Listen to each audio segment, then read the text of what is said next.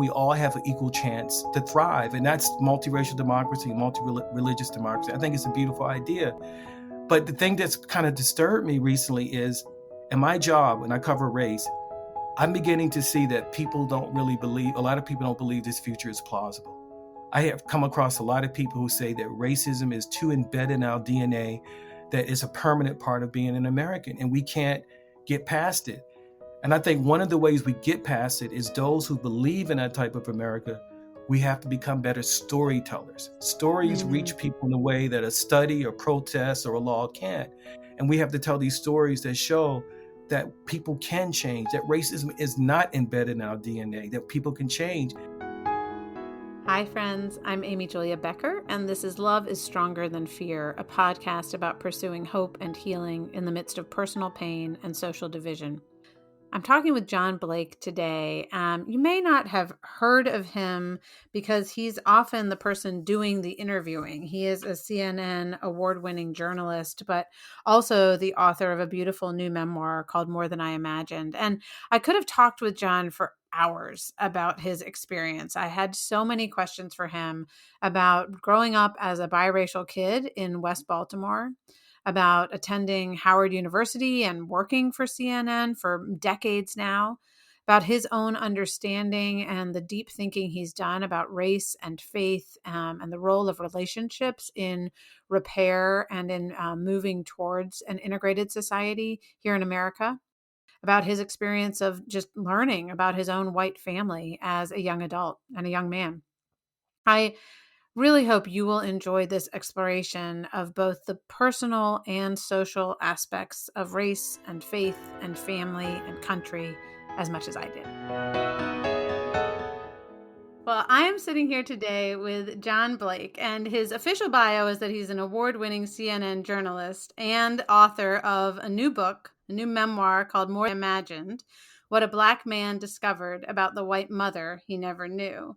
And I've also been sitting here with John off the record for a few minutes, and I can say not only is he exactly what I just described, a CNN journalist who's won awards and written this beautiful memoir, but I also can just tell from just a few minutes together that he is a warm and personable man who's really good at asking other people questions. But I've got him here now to ask him some questions. And John, I just wanted to start by saying thank you for being here with us today. Thank you for inviting me. Thank you. Oh, absolutely.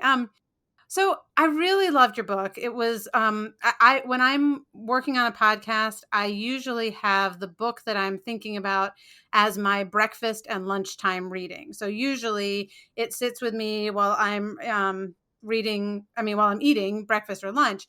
But every so often, that book makes its way to my bedside table, because that's where I read the books for pleasure before I go to bed. And your book made it onto my bedside table. So that's like a mark of high praise in terms of just its real readability. I mean, there's just a story you're telling that's so compelling that as a reader, I wanted to find out. And yet you're also doing this work of talking about race in America, religion in America, Blackness, whiteness, forgiveness, faith. All of these different questions and topics come up through the course of reading your personal story. And you did a really masterful job of weaving that all together.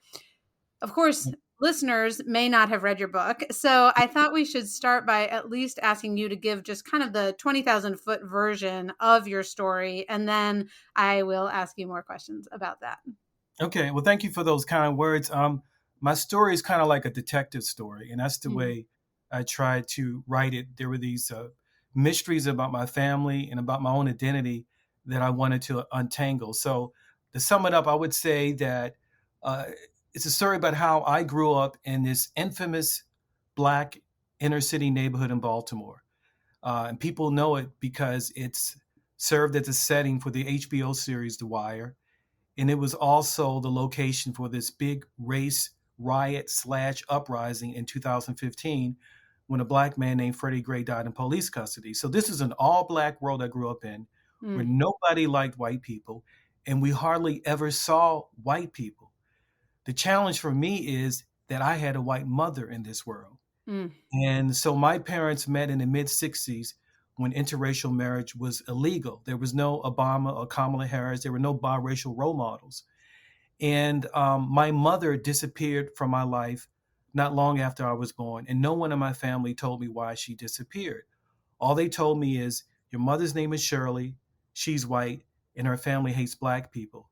So my story is me trying to grow up, trying to figure out why my mother disappeared, trying to reconnect with her family, and trying to overcome this tremendous hostility I had toward white people. And I had to, Mm. in a sense, how do you accept people who don't accept you? And that was one of the struggles that kind of followed me throughout my story.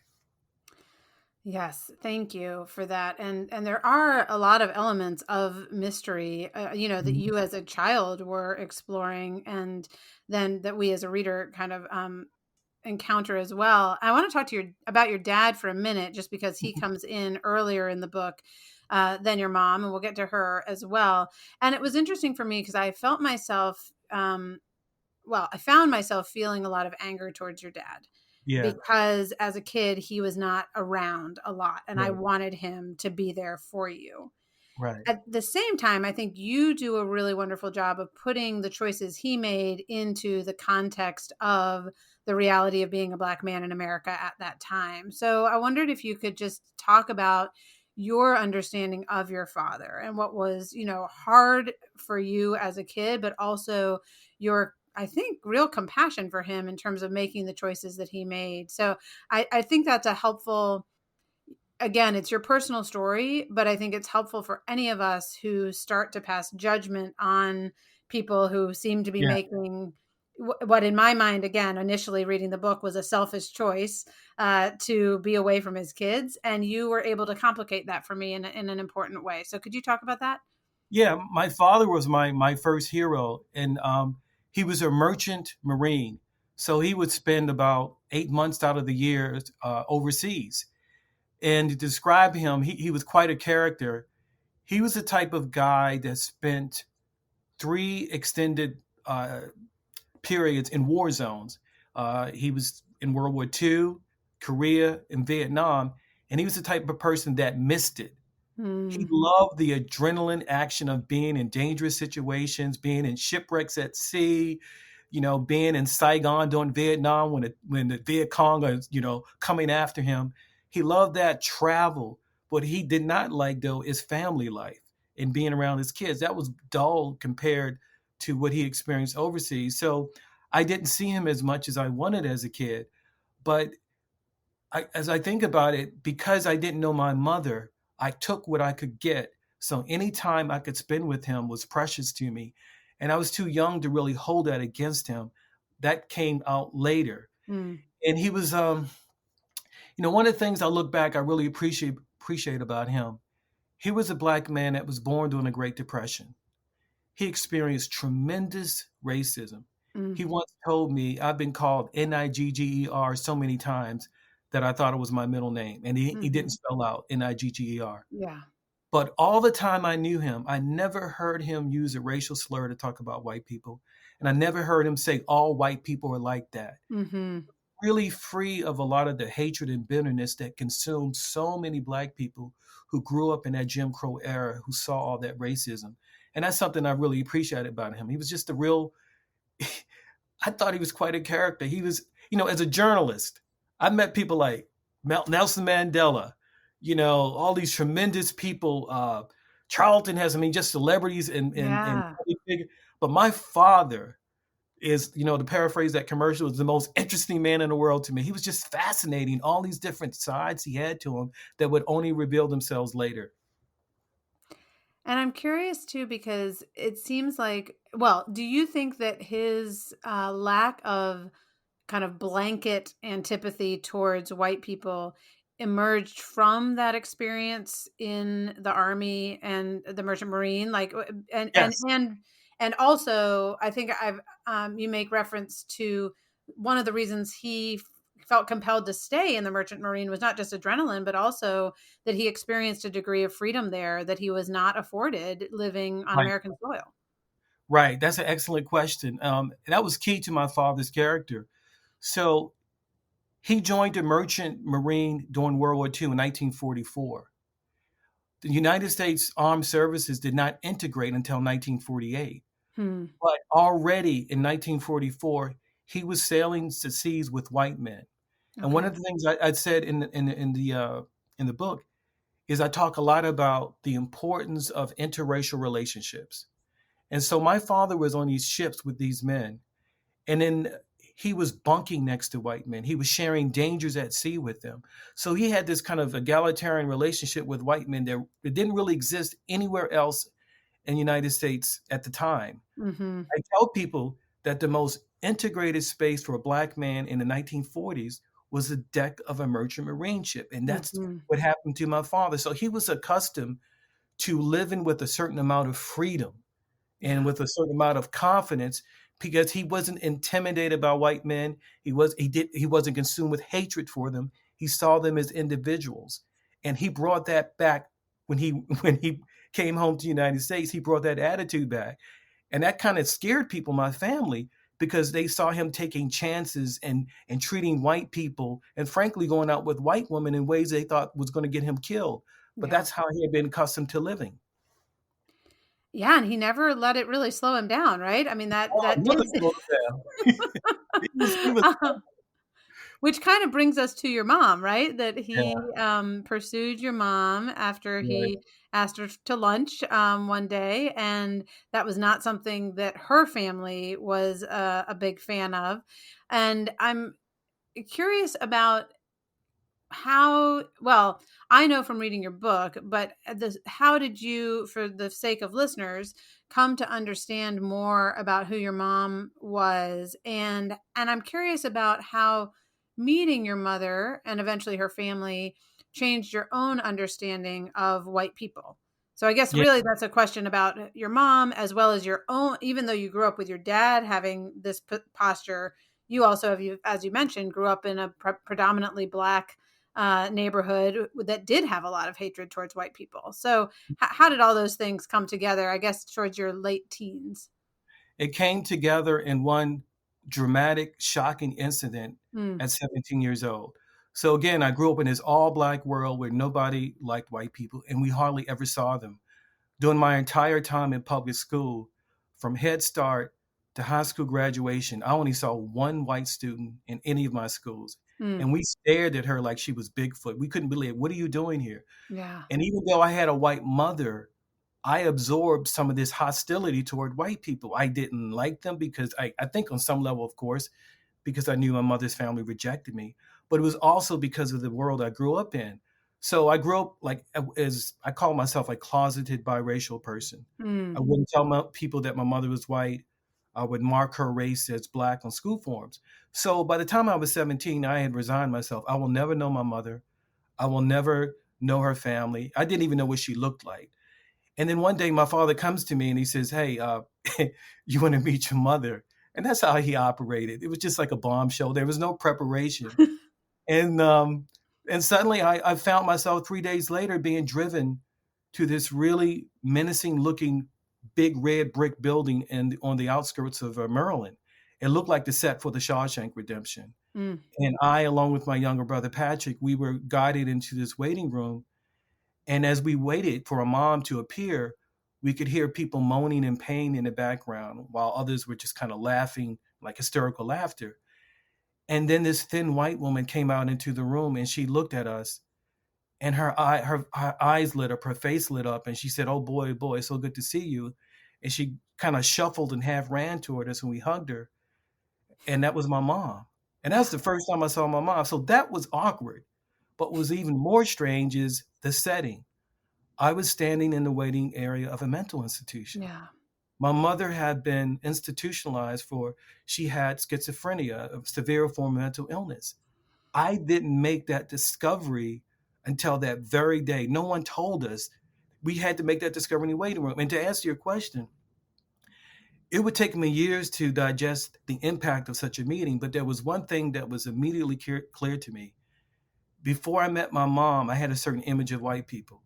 I thought Mm, that no white person could understand what it meant to be black, to be discriminated against, to be looked down upon, to be treated with contempt because of the way you were born. mhm, When I saw my mom there and began to talk to her and realized that she had been staying in this hellish place for all these years, she shattered all those assumptions within like the first 15 minutes of the meeting. And I remember thinking, I've never seen a Black person suffer like that. So the impact of that meeting was, it was the first time I had felt empathy for a white person. Mhm. Yeah, I marked in the book when you wrote, "I thought that we," meaning Black Yeah. people, "had a monopoly on suffering." Yes. And I think one of the things I struggle with a little bit, as I mentioned to you before we started this interview officially, I have a daughter with Down syndrome, and having the experience of disability in our family, and intellectual disability in particular, because I think there is a lot of bias against people with intellectual disabilities, both in personal and social and kind of legal structures in our country. And so I do feel like that gives me similarly kind of like a window into the world of people who are marginalized simply because of some factor that is true about the way they were born, that I wouldn't have had otherwise as a white person. On the flip side of that, I don't want to create like false equivalences, to pretend that, for my daughter growing up in a, again, kind of economically stable and, with married parents, whiteness, all the different advantages she has is the same as, growing up Black in America. And it's not the same history. It's not the same social milieu. At the same time, I do think it does provide and has provided a place for connection, for empathy, for relationships, and even for action on my part. But I guess I wonder for you, in having empathy for your mom, did that extend out to like white America in general? Was it just a like window into the possibility of that? Like what was it a starting point for something that went beyond your mom, or was it Yes. more, okay, can you talk about that a little bit? Yeah, definitely. It was the start of the shift in my racial attitudes. And it kind of extended when I began to meet other white members of my family. But what was also key is that when I went to college, like a year or two, really a year after I met my mom, I happened to join a church that was interracial. I Hmm. didn't know it was interracial. If I knew it was interracial before I joined it, I probably wouldn't have joined, because I felt really uncomfortable around white people, even though I had just met my mom. But attitudes take a time to shift. Yeah. But when I joined that interracial church, that was also key because that was the first time I saw white and Black people and brown people as genuine friends. Hmm. I remember going to the church and seeing them hug one another and call each other sister and brother, going to each other's homes, and this is key, after Sunday, having Bible studies in living rooms, opening up to vulnerabilities in their lives, sharing secrets and struggles. I had never seen that before. And then when I joined the church, I experienced that. I Mhm. befriended young white men my age who were so different from me on the surface, but as I got to know them, they weren't so different. So that kind of cemented that. And I think when that happened, that was the first time in my life I felt vulnerable around white people. And I felt like I could express that.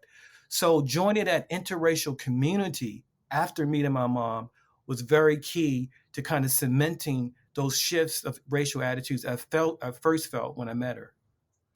Yeah, that makes a lot of sense. And throughout the book, you've kind of woven your Yeah, experiences of church, beginning with the Black church, later with some interracial churches. And towards the end, this is a different, I believe, interracial church where yes, you describe a conversation about church leaders who were talking really honestly about racism. And right. this is page 154. I'm just going to read a little bit of it Okay. because I think it's such a great exchange. Where someone named Inez is talking to someone Yes. named Nibs, and Inez told Nibs she thought she knew why he said she was angry. So there's An a lot going on, angry right? Black woman. Yeah, an angry Black woman. Angry Yeah, Black woman, and Nibs is a white man. right. Okay, Correct. so she's saying, "Look, do you want to understand why you're talking about me as angry? Are you willing to receive it?" She said. Nibs pondered for a minute and then said, "Okay, let's hear it. I'm guessing that you, as a white man in power, are not accustomed to having a Black person treat you as a peer, and you are not accustomed to having a Black woman stand up to you. My treating you as an equal is something that makes you angry, And instead of owning up to that, you project your anger onto me. Is that right? Nibs was quiet before finally saying, "Yes, I think you may be right. I am in uncharted territory here." When Inez said next, what Inez said next stunned him again. "Now we can work with this," she said. "As long as I know that you know and that you will occasionally acknowledge your racism, we can work together. You may be surprised at your racism, but I am not. And Hmm. none of the Black people at Oakhurst are surprised either." I mean, boom. Yeah. Like I love I love that exchange because that sense of Inez is not saying to Nibs, "I need you to be a perfect white person who Yes. never says anything wrong and who Right. always behaves exactly as you're supposed to," right? She Right. says, "I need you to be honest. I need you Right. to be humble. And yeah, we are all going to bring our broken selves to this table. But if we Right. can't be honest about that, we can't get anywhere." And I thought that was such this little gem of honest acknowledgement as like a way really towards healing of just being humans together, which again doesn't excuse racist attitudes by any means, but it does allow for those relationships and ultimately I think systems and structures to be built differently. Yeah, you say it better than I can, so I can't even. Let's move on to the next question. You said it so well, but no, no, it's true. I love that exchange too, and I saw Inez and Nibs about a week ago, Mm, and Inez is just as fiery as ever. But I think what I liked about that is that what that exchange is something I also experienced as I began to meet other white members of my family. mm, They would deny their racism, and that would only make me angrier.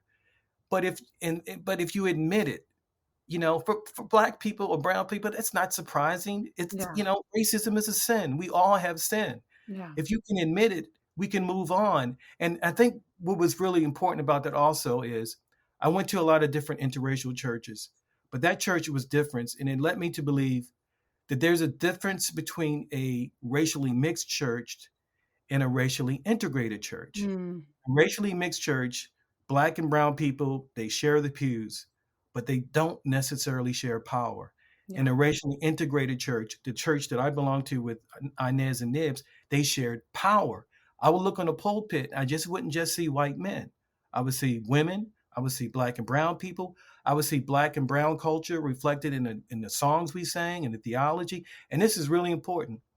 I get the sense that some multiracial churches believe that you shouldn't have these conflict over races and arguments like Nibs and Inez had, that that's a sign of conflict, that things aren't working. Mhm. No, that's a sign of health. When we Yeah. can get stuff out in the open, we can argue and we can have our differences, but we stick together. I agree, and I'm really grateful for you pointing out that difference between, kind of sitting in the pews together versus sharing power together. And I'm curious also because this is almost a side point, but I picked up on it that in your time at Howard University, one of the things you realized was that you'd actually had not only kind of a segregated social experience living in West Baltimore when you were growing up, but also a segregated educational experience that was not shared by many Right? of your peers. So you wrote about it as a golden period of Yes. racial progress that has essentially been lost to us, right? That Yes. we back in America, when it comes to our public education, are back in a resegregated place. So I just wanted to ask you to speak on that a little bit. And I'm thinking about it in relation to churches are obviously voluntary communities. Schools are places that are, we have a little more control over who ends up in the classrooms than we do over who ends up in the pews, I suppose.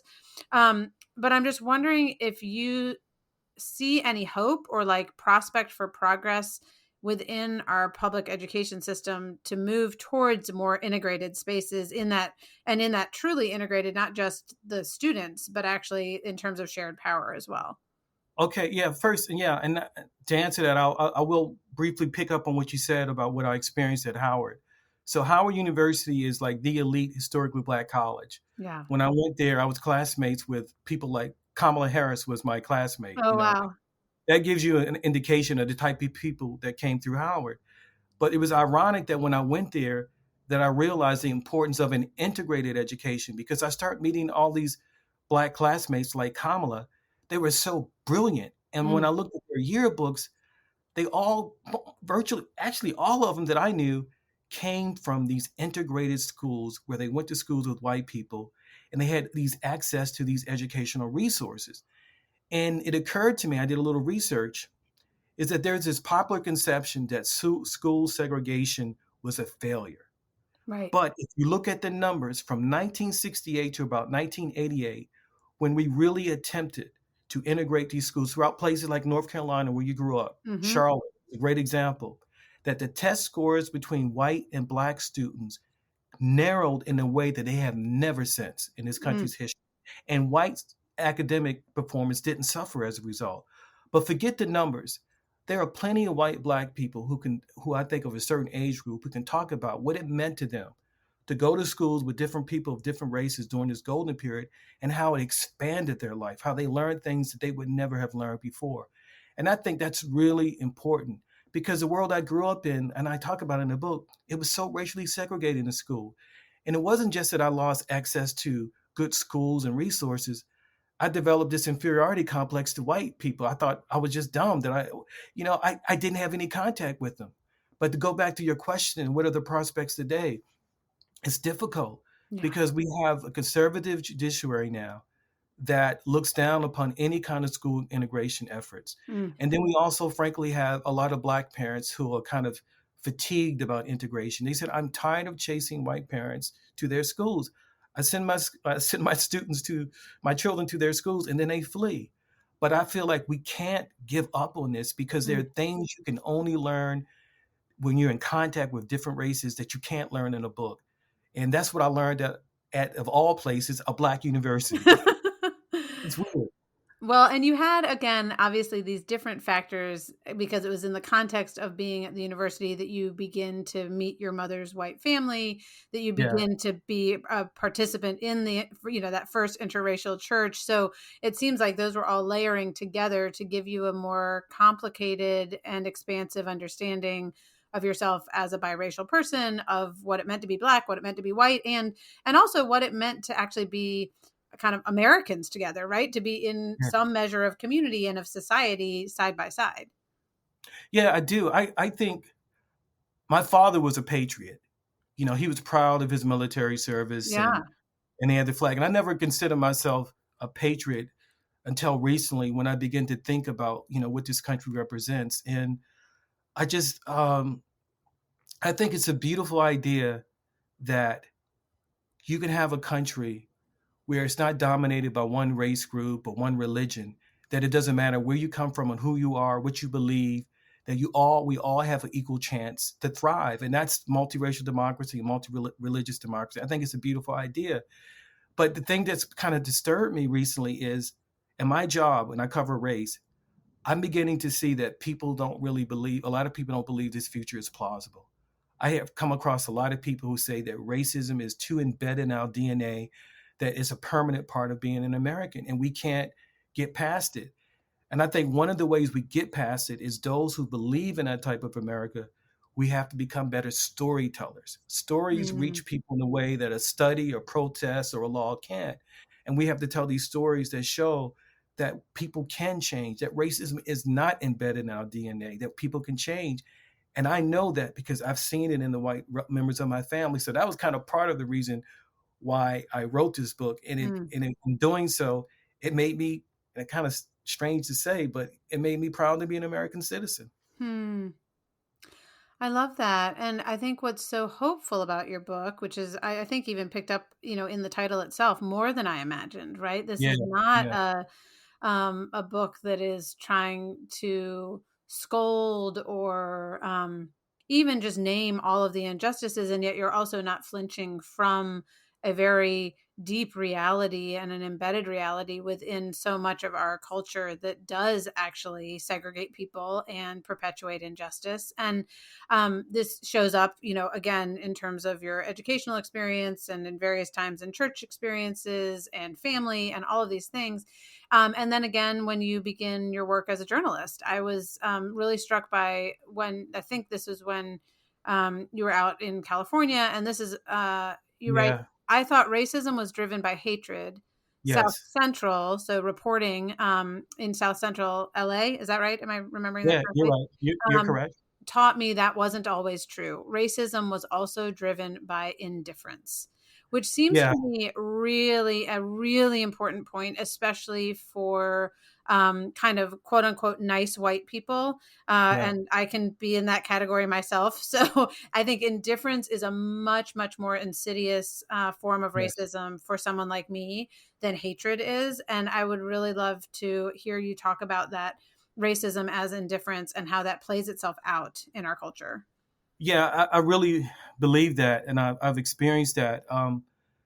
And I experienced it with first with some of my white family members. When met my mother's sister, Aunt Mary. This is a woman who had no contact with me for about the first 25 years of my life. Mm, And suddenly one day she said she wanted to meet me. And I remember I met her. I thought she wanted to apologize for her absence. And but she didn't apologize. And she said, when I finally asked her one day, I said, "Well, why didn't you reach out to me when I was a kid? I could have really used you. Was it because I'm black?" And she said, "No, it wasn't because you were black. It was because you weren't Catholic." So she denied that racism. yeah. And what I think she didn't understand, and I was so angry at her, is because all those years she was indifferent. She didn't think to call me, to reach out. And I experienced that same emotion when I went to South Central. I remember I was much closer in age to those young men who were being killed. So for people who don't know, I worked in South Central Los Angeles as a journalist in the early 1990s. Hmm. And in one year in South Central Los Angeles alone, there were about like 500 murders.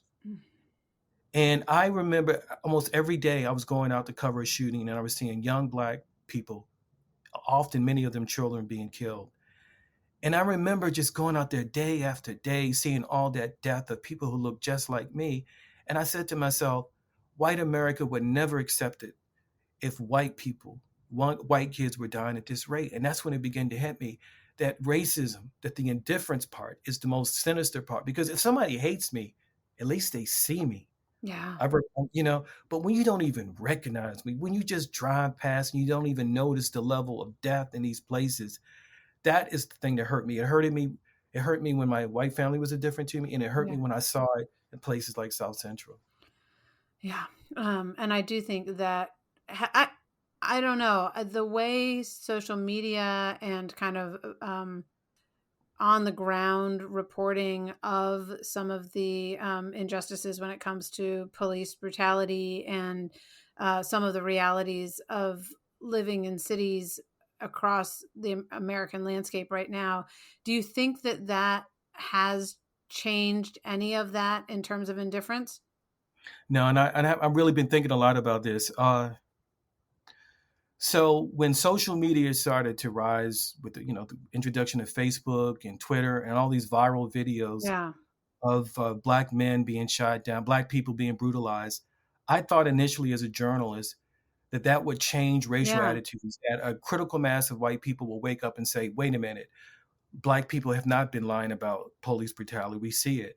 I thought, for example, with all the kind of raw racism that greeted Obama's election, that would shift attitudes. I thought Mhm. with George Floyd protests, that would shift attitudes. But one thing Mhm. I began to realize when I looked at my own life is that I said, you know what? Facts don't change people, relationships do. People, you can present people with facts, with videos, with protests, but that's not enough to shift racial attitudes. It has to be through these interracial relationships in these communities. Mm. That also has to be part of the toolkit. I'm not saying these protests aren't important. I'm not saying changing laws is important. They're vital.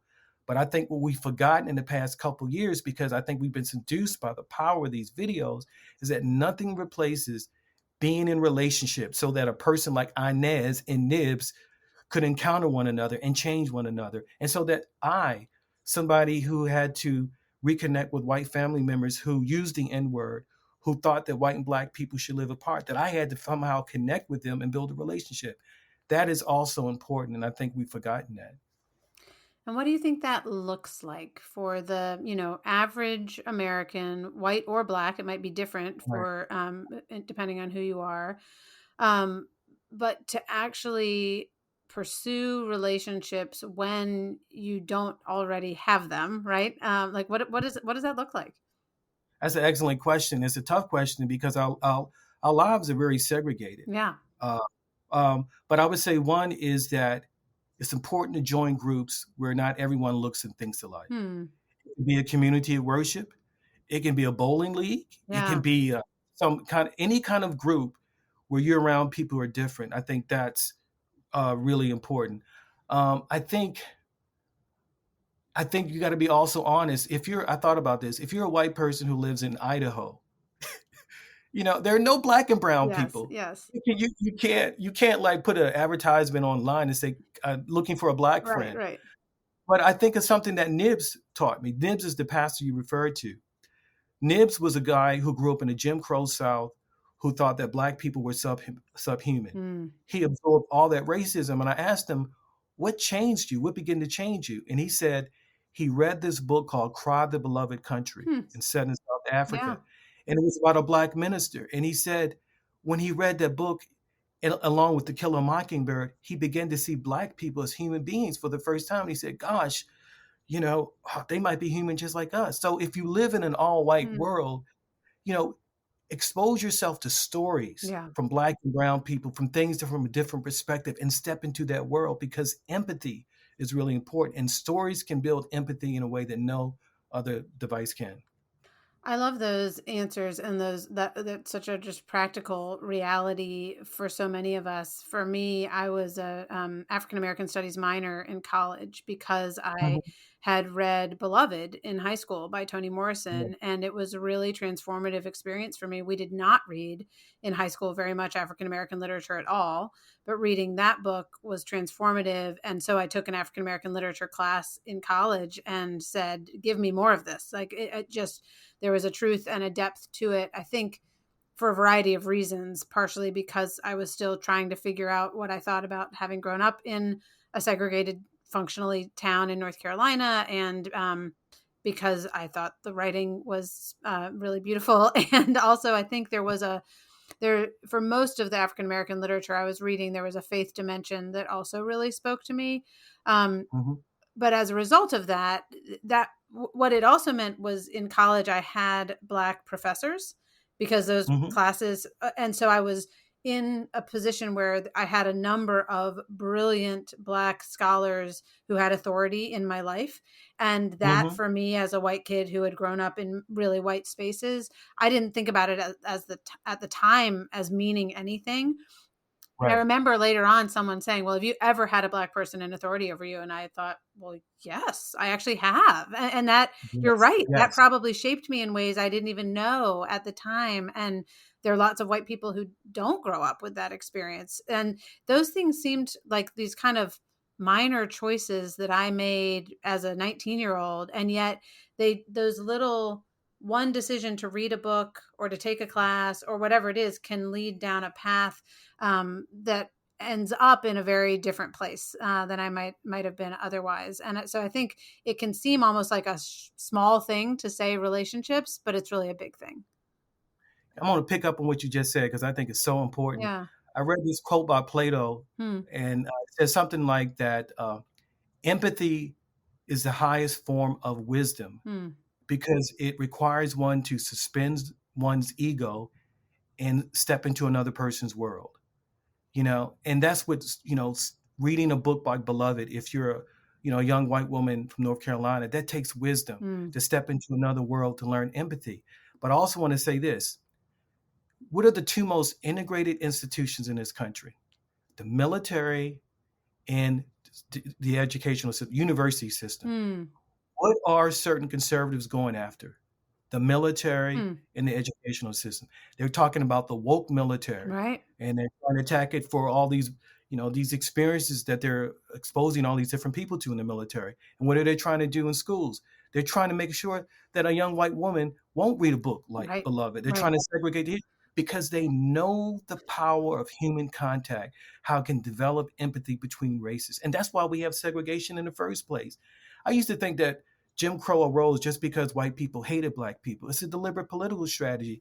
They did not want poor white and poor black people to come in contact because poor white people realize I have the same economic interests, I have the same Right. problems. So you see all these things that in this country, there's so many people who don't want that contact, who don't want that kind of empathy to develop. And yet, I do think, I mean, like, as you've said, there's reason to despair when it comes to some of these things. And there's reason to hope because we do, to your point about like, we have a country that, as flawed as we are, has been founded upon ideals of Yeah. actually building these types of relationships and being stronger for it. This is kind of a rabbit trail that I won't make us go down for too long because I know we're coming to the end of our time. But you also write about your grandfather, your white grandfather, throughout this So we're gonna book. go there. Yes, and I don't know, maybe we should leave the No, no, you listener can go. We can go there. We with a can go little bit there. of a um and it's interesting because I was thinking if this book had been a novel, if you had written your life as a novel, I would have interpreted the scenes with your grandfather as totally metaphorical ones, right? Right, right. But they're really these paranormal experiences of Yeah, your dead grandfather being present in your life throughout your life, until right.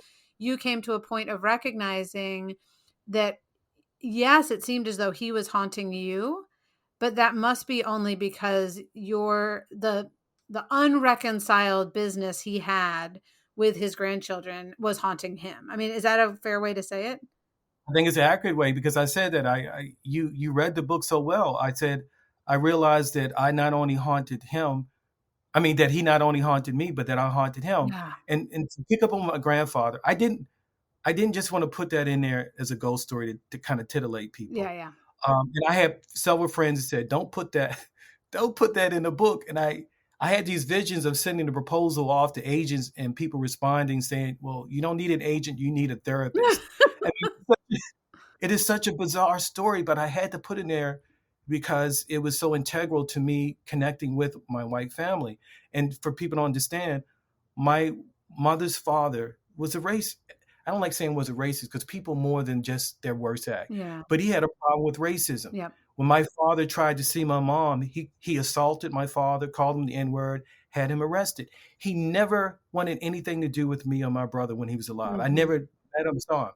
However, as a kid, I saw this young white man in my bedroom with my brother. And to speed up the story, I put that experience behind me because I didn't know what to do with it.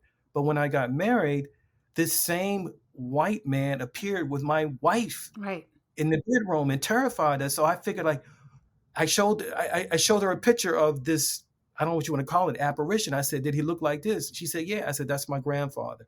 I had to figure out what did he want from me. And what I've learned from that is this: you hear when people talk about racism that racism hurts white people. Yeah. And I understood that on a political level. Yeah, you vote against your economic interests. What my grandfather taught me is that racism hurts white people on a deeper level. It Yeah. poisons their soul, and they know it because there's only one race, the human race. And when we look down on somebody because of their skin color, I think a lot of us know it violates something inside of us. And I think my grandfather was a man of conscience and it haunted him. He felt guilty the way he treated me, the way he treated my father, that he had no relationship. And that guilt was such that even the grave couldn't contain it. Mm. He had to reach out to me from beyond the grave to show me that he was more than his worst act. And I had to be able to recognize that in him. And that was crucial to me.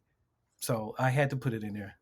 Well, I really do think the resolution of that story is so important because it is, I agree with you. It is pretty easy on paper to say economically it works better when we all decide to get Right. along, right? But there Right. is this even for I actually feel this way even for the people, the kind of elites of our country for whom you might say it's in their economic best interest to oppress others. I still think that it is not in their human self-interest to oppress Yes, anyone. I mean, I do think yes, that is an act of self-destruction, especially for anyone who believes in the idea that we are created in the image of God. When we right, deface that image in another human being, we are defacing that image within ourselves, and we are missing out on the abundant goodness and love of God that we are invited into. So I thought that was a really important story to have as a through line through the book, in order to start essentially reckoning with that common humanity that honestly is, all the more theoretically at least beautiful when we can recognize our diversity, right? That there's right, something that holds us in common, and we can celebrate that we're not all the same. right. Um, well, we are coming to the end of our time, and I thought I would just finish by asking you if there's anything more you want to say. This podcast, I often introduce it by saying that it's a podcast about pursuing hope and healing in the midst of personal pain and social division. And I think, again, your book really fits under all of those categories: hope, healing, personal pain, and social division. And so I wondered if you had anything more you'd like to say about how you've been able to pursue that hope and healing in the midst of personal pain and social division. Well, thank you. My mom has helped me a lot. Her example, she has taught me a lot about hope. Um, so it's kind of weird because I'm writing about stuff that a lot of this stuff happened to me while I was writing the book. So I still haven't quite digested it. Hmm. But I remember when I met my mom and I got to know her, I once told somebody she's the unluckiest person that I ever met. You can't help being born with that type of illness. Yeah. She couldn't help what happened. She tried to live a normal life. She lived with such courage. She defied her family. She defied the social convention of her time to be with a black man, to give birth to two black sons. And she couldn't quite do it. And I felt for such a long time, I felt this pity for her. But then near the end, I said, golly, my mom is inspirational. And I thought about it like I was reading this writer I like named Eric Liu, and he says norms change before policy changes. He said that the way change comes in this country is not when a politician or a Supreme Court justice decides something is going to happen. It's when ordinary people act on themselves. They don't wait for the politicians or judges. They act. They create a ripple effect as more people join in. They create a new norm. That sounds abstract, but that's what happened with gay marriage. Yeah. Long before the Supreme Court validated in 2015, all these gay and lesbian people came out to their family, friends, workplace, said, this is who I am. Love is love, regardless of sexual orientation. My mom was part of this vanguard in the mid 60s of white, black, and brown people who were so courageous, who said, love is love, Hmm. regardless of skin color. She helped create this new world that I live in now where nobody thinks twice about interracial marriages or Hmm. biracial children. So, what I say, what I learned from her is you don't have to be educated, you don't have to be rich, you don't have to have all these things that you can, but you still have tremendous power to change things. She helped create this Hmm. new world. And I take tremendous hope and Yeah. optimism in the fact that we live in this new world where so if people can change, the country can change. So my mom showed me that. She was pretty extraordinary. Hmm. That's a beautiful place to end this conversation, but also to really give a taste of the story that you've been able to share in the pages of your book. So thank you for your book, and also thank you for taking the time to talk with us today. Thank you, AJ. Thanks, as always, for listening to this episode of Love is Stronger Than Fear. We do rely on you to spread the word about this podcast, and that happens anytime you share it with a friend or give it a rating or review. Please do be in touch with me. This actually is the final episode of this season, so we'll be back in the fall with more. And if you have suggestions for guests in the upcoming year, please let me know. My email is amyjuliabeckerwriter@gmail.com. But we're taking the summer off, so see you in a couple of months. Before we go, however, I want to thank Jake Hansen for editing this podcast, Amber Beery, my social media coordinator, for doing all the other work to make sure that it happens. And of course, I always want to thank you for being here, for listening, for letting other people know about this work. And I do hope and pray that you will carry with you the peace that comes from believing that love is stronger than fear.